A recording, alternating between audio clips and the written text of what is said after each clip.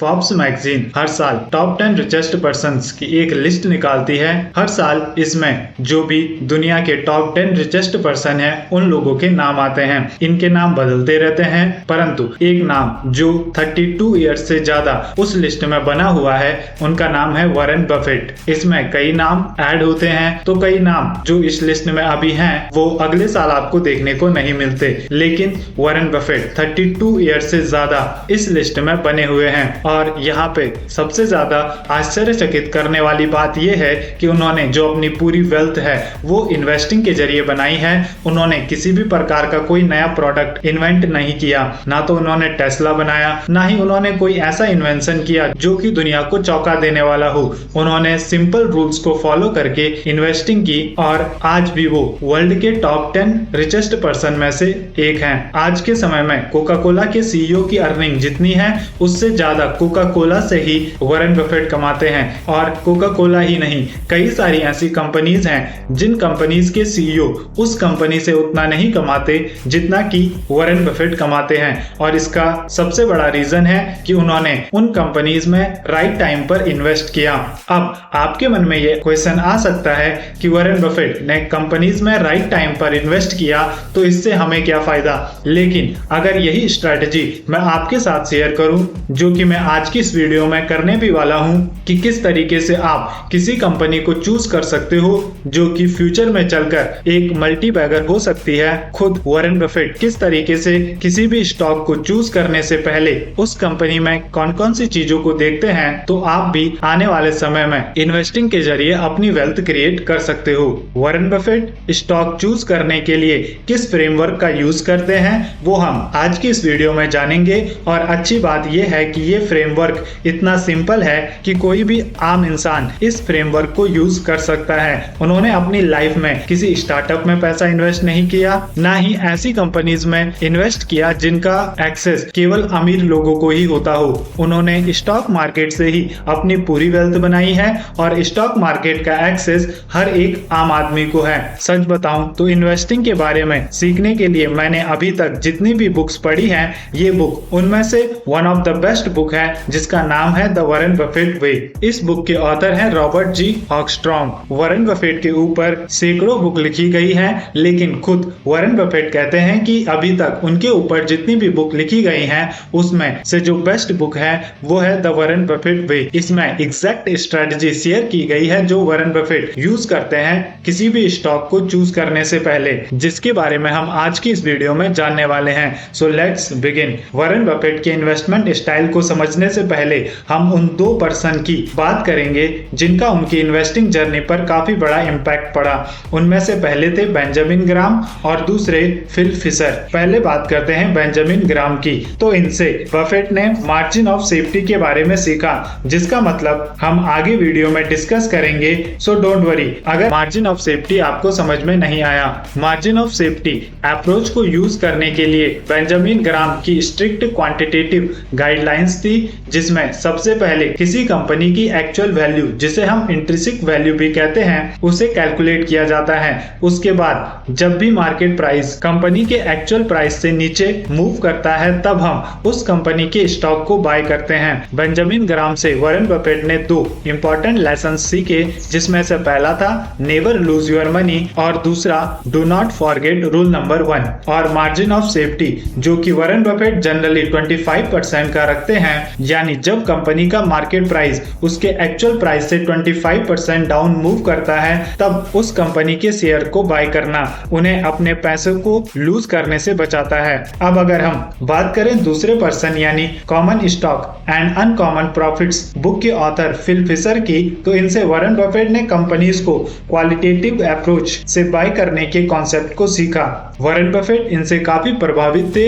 1929 में जो market crash आया था उसके बाद फिल फिशर ने यहाँ से अपनी काफी सारी वेल्थ क्रिएट की और ये जानकर बफेट काफी ज्यादा इंप्रेस हुए और उन्होंने इन्हें पढ़ना स्टार्ट किया। फिल फिशर उन कंपनीज पर फोकस करते थे जो आने वाले कुछ सालों में ग्रो कर सकती है और जिनका sale and profit rate industry के एवरेज रेट से ज्यादा है। इनसे बफेट ने सीखा कि अगर हम अपने एग्स को बहुत सारी अलग अलग टोकरियों में रख रखते हैं तो उन्हें एनालाइज करना उतना ही मुश्किल हो जाता है। इसीलिए कुछ सेलेक्टेड कंपनीज में ही इन्वेस्ट करना बेहतर होता है। जिस कंपनी के बिजनेस मॉडल को हम अच्छे से एनालाइज कर सकते हैं उसी कंपनीज के शेयर्स को हमें बाय करना चाहिए। और यही कारण है कि वॉरेन बफेट पूरे साल में केवल एक कंपनी के स्टॉक्स को ही बाय करते हैं और कई बार तो वॉरेन बफेट को 2 से 3 साल लग जाते हैं किसी एक कंपनी के स्टॉक्स को बाय करने के लिए, जिसे वॉरेन बफेट फोकस इन्वेस्टिंग भी कहते हैं। इसमें आप बहुत सारी कंपनीज पर फोकस नहीं करते, परंतु आपके सर्कल ऑफ कॉम्पिटेंस में जो भी कंपनीज आती हैं उन्हें एनालाइज करके उनमें से एक कंपनी को चूज करते हो।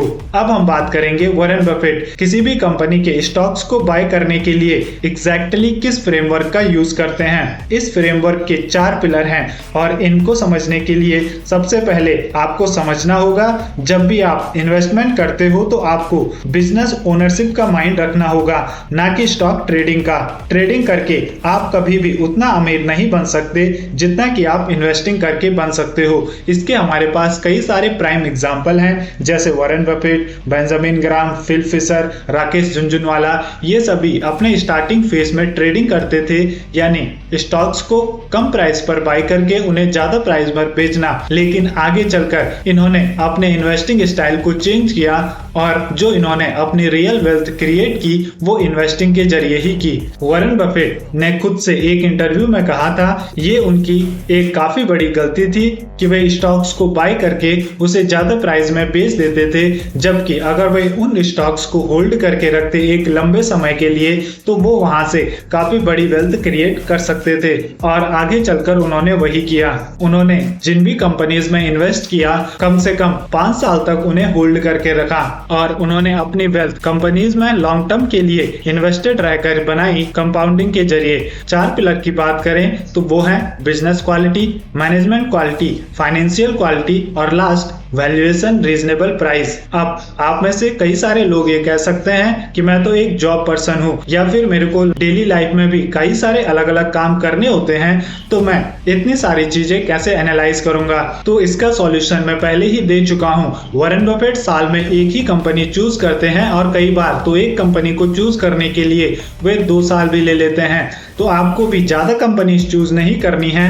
अगर आप 4 से 5 भी बेस्ट कंपनीज चूज कर लेते हो अपने लिए तो वही कंपनीज आपको अमीर बना सकती हैं। हम बात करते हैं फ्रेमवर्क के पहले पिलर की, जो कि है बिजनेस क्वालिटी। जिस भी कंपनी में आप इन्वेस्ट करने वाले हो उस कंपनी का बिजनेस सिंपल और अंडरस्टैंडेबल होना चाहिए। बिजनेस कितना ही पॉपुलर क्यों ना हो, कितना ही प्रॉफिट क्यों ना कमा रहा हो, अगर आप उस बिजनेस को नहीं समझ सकते तो आपको उसमें इन्वेस्ट नहीं करना चाहिए। ऐसा कहते हैं वॉरेन बफेट। और यही कारण है कि 2015 तक उन्होंने किसी भी टेक कंपनी में इन्वेस्ट नहीं किया, जिसके चलते 2001 में जो टेक बिजनेसेस के चलते मार्केट क्रैश हुआ था उसका वॉरेन बफेट पर कोई भी इम्पैक्ट नहीं पड़ा।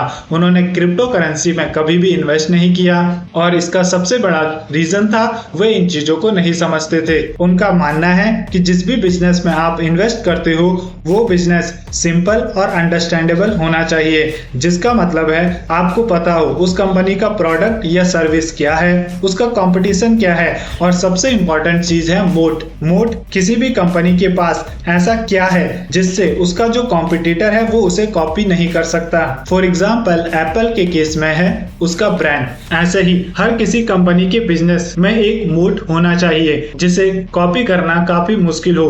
उनके लिए किसी भी कंपनी के बिजनेस को समझना काफी इंपॉर्टेंट है ताकि वे पता लगा सके कि ये बिजनेस अगले 10-20 साल में कितना प्रॉफिट कमा सकता है। यहाँ पर हम एक एग्जांपल की बात करने वाले हैं। आपके एरिया में एक दुकान है जिसका पर ईयर प्रॉफिट 1 लाख रुपए का है और ये प्रॉफिट लगातार 5% के रेट से ग्रो हो रहा है और जिस प्रॉपर्टी पर वो दुकान है उस प्रॉपर्टी का प्राइस 5 लाख रुपए है। अब दुकान का ओनर आपको वो दुकान 10 लाख रुपए में बेचना चाहता है, क्या आप उस दुकान को खरीदोगे?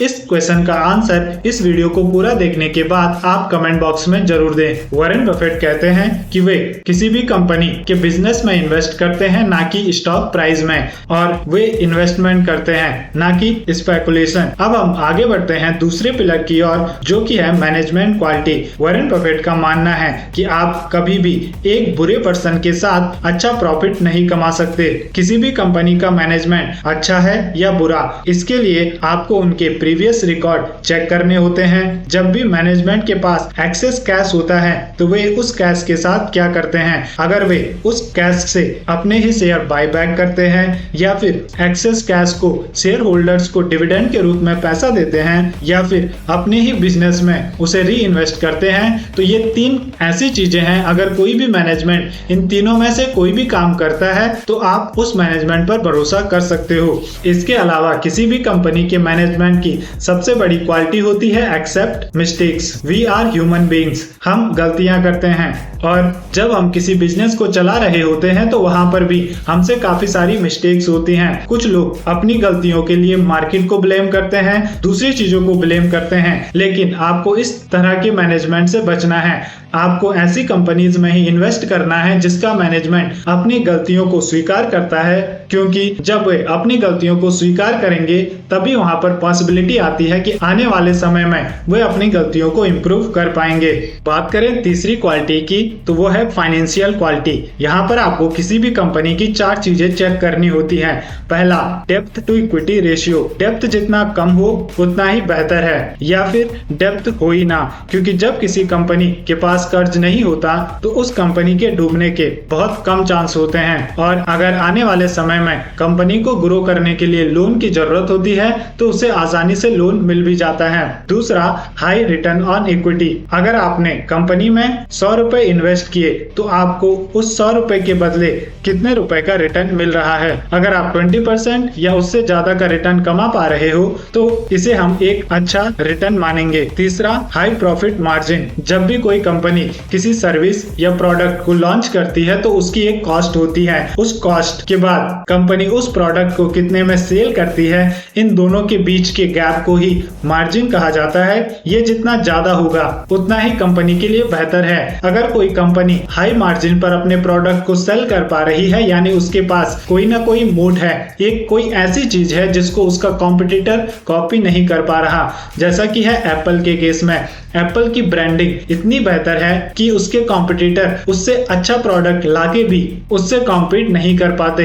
फोर्थ, पे डिविडेंड्स। आपको ऐसी कंपनीज ढूंढनी चाहिए जो अपने प्रॉफिट्स को शेयर होल्डर में शेयर करती है, और अगर कोई कंपनी डिविडेंड शेयर नहीं करती है तो उसका जो स्टॉक प्राइस है वो लगातार इंक्रीज होना चाहिए, तभी आपको उस कंपनी में इन्वेस्ट करने का फायदा है। बात करते हैं फोर्थ पिलर की, जो कि है रीजनेबल प्राइस। कई सारी कंपनीज में आपको पहली 3 क्वालिटीज तो मिल जाएगी, लेकिन उनके प्राइस काफी ज्यादा हाई होते हैं, तो आपको सबसे पहले रीजनेबल प्राइस वाली कंपनीज को फाइंड करना है। अगर आपको ऐसी कंपनीज नहीं मिलती तो आपको वेट करना है तब तक जब तक कि आपको ऐसी कंपनीज नहीं मिल जाती जिनमें पहली 3 क्वालिटीज तो है ही, उसके अलावा उनका प्राइस रीजनेबल भी है। और रीजनेबल प्राइस को कैलकुलेट करने के लिए सबसे पहले आपको किसी कंपनी की इंट्रिंसिक वैल्यू को कैलकुलेट करना होता है। इसमें आपको उस कंपनी के assets, liability, profit per year, sales, इन सब चीजों को ध्यान में रखकर उसकी इंट्रिंसिक वैल्यू को कैलकुलेट करना होता है। अगर किसी कंपनी की इंट्रिंसिक वैल्यू उसके मार्केट प्राइस से ज्यादा है तो आप उस कंपनी के शेयर्स बाय कर सकते हो, लेकिन अगर इंट्रिंसिक वैल्यू मार्केट प्राइस से कम है तो आपको उस कंपनी के शेयर्स बाय करने के लिए वेट करना चाहिए। अब आपके मन में ये सवाल आ रहा होगा कि किसी भी कंपनी के इंट्रिंसिक वैल्यू को किस प्रकार से कैलकुलेट किया जाता है, तो इस पर हम आने वाले समय में एक सेपरेट वीडियो बनाएंगे, क्योंकि ये समझना काफी ज्यादा इंपॉर्टेंट है कि किसी कंपनी का प्राइस रीजनेबल है या नहीं, और उसे इतने कम टाइम में एक्सप्लेन करना पॉसिबल नहीं है। इसीलिए अगर वो वीडियो आप मिस नहीं करना चाहते तो चैनल को जरूर से सब्सक्राइब करें। इस वीडियो में जो भी लेसन्स मैंने आपके साथ शेयर किए वो किए the Warren Buffett way book से। इस बुक से आप काफी सारी चीजें सीख सकते हो, और मैं आपको रिकमेंड करता हूँ कि एक बार इस बुक को जरूर से पढ़ें, और इस बुक की लिंक आपको डिस्क्रिप्शन बॉक्स में मिल जाएगी। अगर आपको वीडियो अच्छी लगी तो वीडियो को लाइक करें, शेयर करें अपने दोस्तों के साथ। चैनल को सब्सक्राइब करने के बाद उसके सामने वाला बेल आइकन जरूर से हिट करें। मैं मिलूंगा आपसे अगली वीडियो में, तब तक के लिए goodbye. Keep learning, keep growing.